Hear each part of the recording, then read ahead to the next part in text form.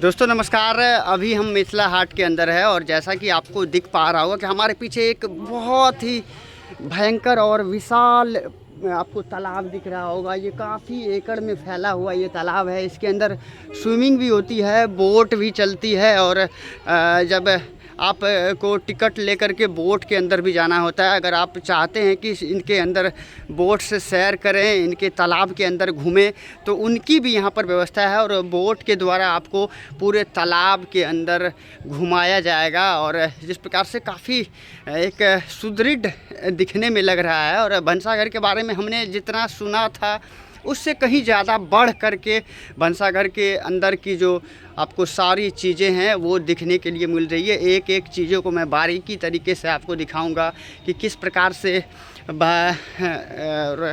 मिथिला हाट के अंदर जो मिथिला की जो संस्कृति है, हमारे मिथिला की, हमारे बिहार की जो संस्कृति है, उनको मिथिला हाट किस प्रकार से संजोए हुए है और एक एक चीज़ जो भी मिथिला की संस्कृति है, बिहार की संस्कृति है, उनको यहाँ पर प्रदर्शित करती है। और जिस प्रकार से मिथिला के अंदर जो जितनी भी सारी चीज़ें हैं वो सारी चीज़ें आपको यहाँ पर मिल जाएगी, दिख जाएगी और काफ़ी एक बेहतर तरीके से इनका विकास और जहाँ तक कि एक निर्माण करवाया गया है। और जो भी इनके जो भी पर्यटन के लिए जितनी भी सारी यहाँ पर सुविधाएं थी, बिहार के अंदर तो खास करके पर्यटन की उतनी सारी सुविधाएं हैं नहीं, लेकिन मिथिला हाट को जिस प्रकार से डेवलप किया गया है, मिथिला हाट के अंदर जिस प्रकार से बिहार की जो संस्कृति है उसको दिखाया गया है, दर्शाया गया है, तो उस हिसाब से यहाँ पर काफ़ी एक पर्यटन का एक अच्छा केंद्र बन चुका है मिथिला हाट। और दूर दूर से लोग यहाँ पर आते हैं और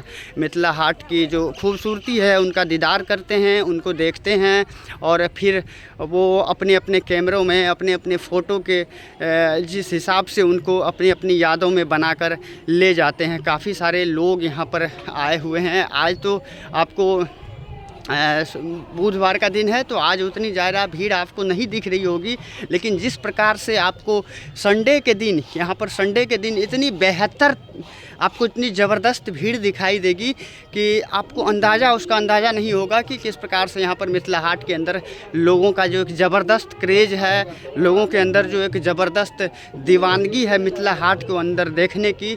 और इनका जो खूबी ये है कि आपको मिथिला के अंदर की जो संस्कृति है, जैसे कि हम लोग किचन बोलते हैं आम भाषा में, तो किचन को मिथिला के अंदर भंसाघर बोला जाता है, तो वो भंसाघर भी आपको देखने के लिए मिल जाएगा। मैं आगे आप लोगों को दिखाऊंगा कि भंसाघर भी बना हुआ है। हालांकि किचन का नाम भी आप दे सकते हैं, लेकिन जो उनके अंदर जो बनी हुई है, जो मिथिला के अंदर जो हम लोग किचन रूम को भंसाघर बोलते हैं। हमारे पीछे जैसे कि देख रहे हैं कि आप ट्रम भी चल रही है और इनके अंदर सैर करने के लिए आप घूम सकते हैं और इनके अंदर जा सकते हैं, बैठ सकते हैं। इनका भी किराया लगता है और इनसे आप इनकी पूरे चारों ओर की सैर आप चारों तरफ कर सकते हैं इन पे बैठ करके। इस प्रकार से एक काफ़ी बेहतर तरीके से मिथिला हाट को सजाया गया है। हमने जितना सुना था उससे कहीं बढ़कर मिथिला हाट के अंदर की जो संस्कृति है मिथिला की, उनको दिखाने का प्रयास किया गया। और छठ के गाने भी बज रहे हैं और देख रहे हैं किस प्रकार से यहाँ पर छठ का गाना बज रहा है। और ख़ास करके यूपी बिहार के अंदर छठ हम लोगों का एक पर्व नहीं बल्कि छठ हम लोगों का इमोशन है। और हम लोग यूपी बिहार के लोगों के लिए दिवाली, दशहरे और होली से बढ़कर छठ होती है और छठ हम लोगों का एक इमोशंस है। और देखिए किस प्रकार से छठ का गीत भी मिथिला हाट के अंदर बज रहा है। आप लोगों को जहाँ तक सुनाई दे रहा होगा कि जो छठ के गीत हैं, छठ के गाने भी मिथिला हाट के अंदर बज रहा है। आप लोगों को सुनाई देता होगा, मैं सुनाता हूँ। ये शारदा सिन्हा के गाने हैं जो मिथिला के अंदर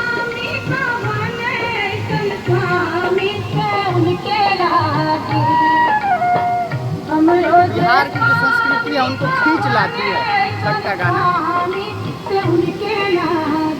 देखिए इतना बेहतर बिहारी इमोशंस को छुपाए हुए जो शारदा सिन्हा के छठ के गाने होते हैं ना, वो गाने हम बिहारियों के इमोशंस होते हैं। हम बिहारियों अगर चाहे देश के किसी भी कोने में अगर बिहार के लोग रहें, लेकिन छठ पर्व बिहारियों का इमोशंस होता है। बिहारी कहीं भी रहे, छठ में वो अपने घर बिहार ज़रूर आते हैं। और अभी छठ का पर्व आ रहा है तो उसको लेकर के हर जगह छठ के गाने भी धीरे धीरे बजने स्टार्ट हो गए हैं। और देखिए मिक्की माउस ये दिखा रहा हूँ मैं आपको, हमारे पीछे ये मिक्की माउस आपको दिख रहा होगा। बच्चे यहाँ पर आते हैं, बच्चे बूढ़े जवान सयान सभी जा सकते हैं। हालांकि ये बड़ा मिक्की माउस है तो इसको लेकर के आप इन पे टिकट लेने के बाद आप चल सकते हैं, घूम सकते हैं और सैर कर सकते हैं। और हमारे पीछे एक बोट दिखाई दे रहा होगा आपको, देखिए किस प्रकार से तालाब में बोट अभी चल रहा है। और बोट के मदद से आप पूरे तालाब की सैर कर सकते हैं, पूरे तालाब की। हालांकि काफ़ी बड़ा तालाब है, ये काफ़ी दूर में फैला हुआ तालाब है। यहाँ पर अगर चारों तरफ अगर आप घूमते हैं तो बोट के सहारे भी आप घूम सकते हैं। और जो इनकी जो खूबसूरती है, आइए मैं आपको दिखाता हूँ इनकी खूबसूरती क्या है।